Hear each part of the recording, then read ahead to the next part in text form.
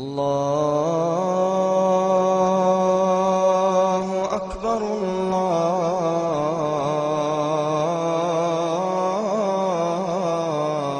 الله أكبر. Comme chaque semaine, des jeunes gens viennent ici se convertir, une vingtaine par mois en moyenne. C'est le cas de cette jeune femme en voile gris. Cette Française de 24 ans est vendeuse dans un magasin de chaussures. Elle s'appelle Christelle pour quelques minutes encore, puis elle se fera appeler Shaynez. Ces femmes voilées ne sont pas toutes des musulmanes d'origine.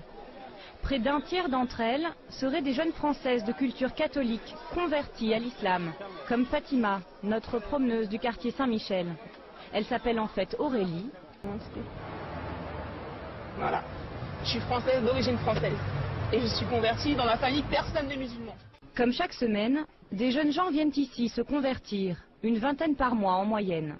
Vous vous ramenez un micro, d'accord, et on va parler à distance. D'accord. Ok. Dans l'islam, la conversion ne prend pas plus d'1 minute. Il suffit de réciter la profession de foi. Ashhadu Ashhadu an la Allah ilaha ilaha illallah illallah wa ashhadu ashhadu anna anna Muhammadan Muhammadan Rasulullah. Rasulullah. Masha'Allah. Quelles sont les raisons qui t'ont poussé à embrasser l'islam? Donc en fait, depuis toute petite, j'ai toujours cru en Dieu, mais n'ayant pas d'éducation religieuse à la maison, Oui. j'ai dû faire mes propres recherches et jusqu'à présent, toutes les questions que j'ai pu me poser sur Dieu, il n'y a que l'islam où j'ai eu mes réponses en fait. Alhamdulillah. Masha'Allah.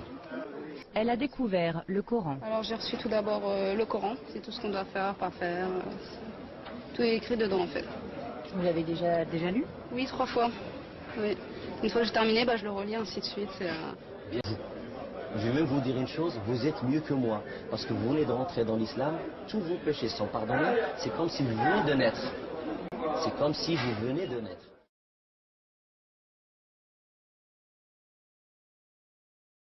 Aurélie, cette jeune Française de 20 ans. Aurélie semble heureuse. Il faut dire qu'elle a choisi ce mode de vie.